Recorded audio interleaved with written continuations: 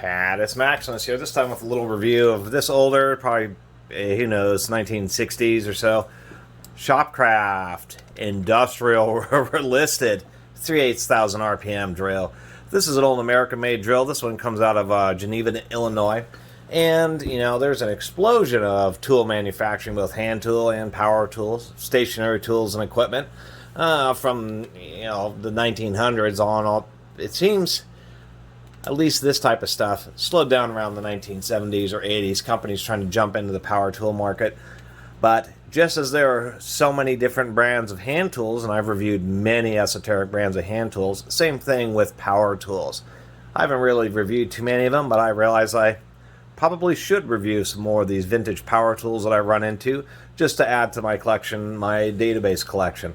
So this thing's only 1,000 RPM, rated at 2 amps. You know, even in this era, the Milwaukees were absolutely shaming this. This is, you know, basically nowadays this would be a Chinese drill. In the old days, this is a American-made drill. It does have a cast aluminum body, but it is still a cheap budget drill that they're putting the word industrial on to make you feel better about it. Even in this area, the Milwaukees were 3 amps or 3.5 amps, just a much better tool. This does not have any ball bearings at all. It may have a ball thrust bearing, but we know that it has no ball bearings because the chuck slides in and out. If it had ball bearings, it would be held nice and tight. But this was the era where basically all drills had options for side handles. 1,000 RPM 2 amp drill, unless a young child is using it, has no use for a side handle. But there was just an era where it was just side handles were the standard. Everybody, no matter what type of drill you had, you used a side handle with it. I have no idea what this little metal thing is in the back, but we'll do a quick teardown. So anyway, that was just kind of the deal, the Shopcraft. There are just so many of these old drills, and especially a lot of half-inch drills, Cummins, and just so many different brands. And as the months and years go by, we'll end up getting more and more of these tools just to do videos on, just to kind of add to it. But the shop, a lot of them just really aren't very good and weren't worth keeping. That's why I don't have many old drills, because most of the ones that people bought were cheaper ones, not expensive, heavy-duty, truly industrial grade stuff.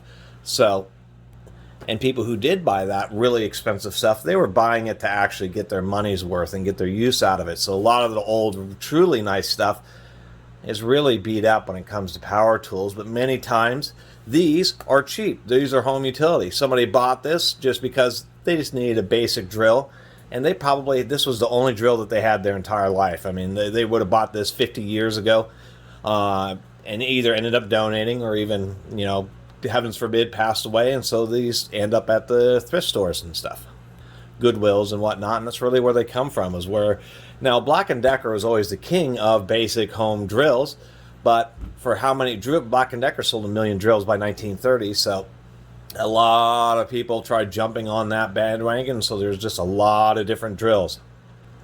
Man, there's a ton of them when you really look at it. This doesn't sound too bad. It's actually, you know, a relatively smooth running and halfway decent feeling drill with somewhat decent ergonomics. An okay trigger switch. It doesn't have any type of trigger lockout. And then a rigid Supreme chuck. Now, when Jacob's patent ran out on their 3-jaw chucks, rigid was like the first knockoff manufacturer to really gain a lot of popularity. And so you do see a lot of rigid Supreme chucks on these older tools. That's all there really is. It doesn't have a particularly high-speed motor. You can hear that. It's not screaming like a vacuum cleaner in modern drills. It's just more of a slower, kind of lunky motor. So anyway, let's knock this down and see what we got inside. Let me go and unplug it. I did like the plug, just because they did this little thing here where it spreads out, so even on older outlets, it would make a good connection, because this adds a little bit of spring tension, and this is actually kind of a lost art. Although really high quality tools will use thick solid tang, and that's really better than these, but this was a nice touch. Anyway, we got 5 screws on this unit. We'll just knock these out.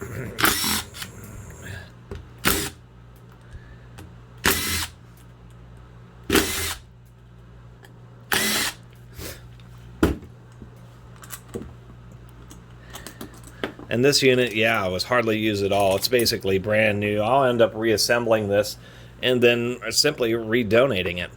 Go ahead and try to get it apart here. It's getting a... There we go. It's a little caught up. We do have some pretty yucky old grease in there, but it actually still is wet, so the grease was holding up.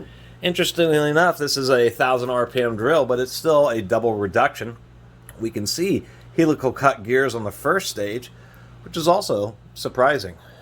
Really not a bad aluminum casting. There is an alignment pin here, but as we can see, it's all oil-like bearings, which in a tool like this, there's quite a bit of resistance from those, just because the grease kind of hardens and gets old, and then it gets sticky.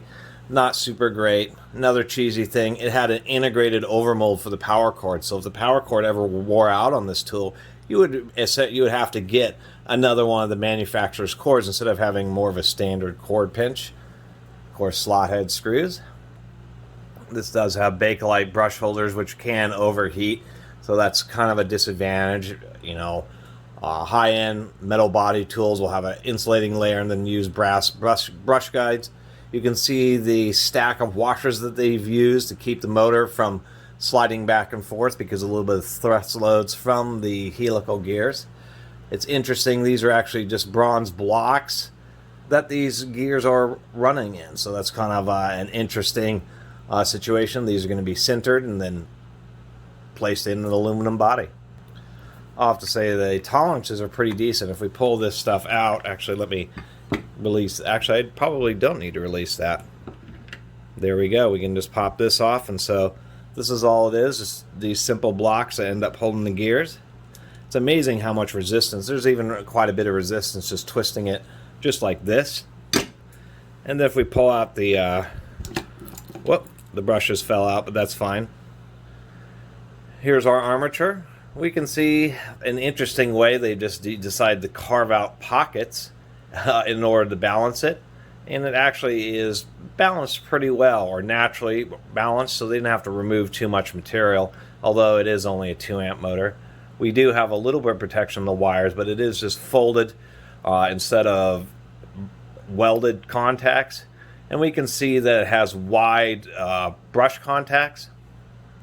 What that means is this is a lower speed motor. It's a little bit less power density, I should say, and on part of one of the reasons this was cheaper. Of course, it does have, man, there's a ton of these washers in here. There's a total of 6 of those washers to get this motor centered properly, but it does have the metal fan. And I suspect this may be a 1970s unit, just because it could be a 60s unit, just because the Phillips head screws weren't real common until a little bit later. And so that's really all there is to it when it comes to this basic Shopcraft 3/8" drill. Oh, that's interesting. They do have some rubber pads here to try to prevent the field from rattling, so that's also nice to see. So I guess these old American, even the cheapos, they weren't the best. Actually, there's another rubber pad right here to try to prevent the front end from rattling around. So even the cheaper ones were generally, I would say, better than what would be a bottom-of-the-barrel Chinese drill from current times or from today. But nonetheless, this isn't really the type of tool that you'd ever really, that I would ever recommend picking up, just because it just isn't very heavy duty. It wasn't really meant to last very long. It was meant to be a cheaper homeowner's grade drill. Anyway, that's all I really had for you on this video. And once again, I really appreciate everybody who's been watching and subscribing, even watching my weird teardowns of old Shopcraft drills. And if you haven't subscribed, please do. Until next time, Catus Maximus out.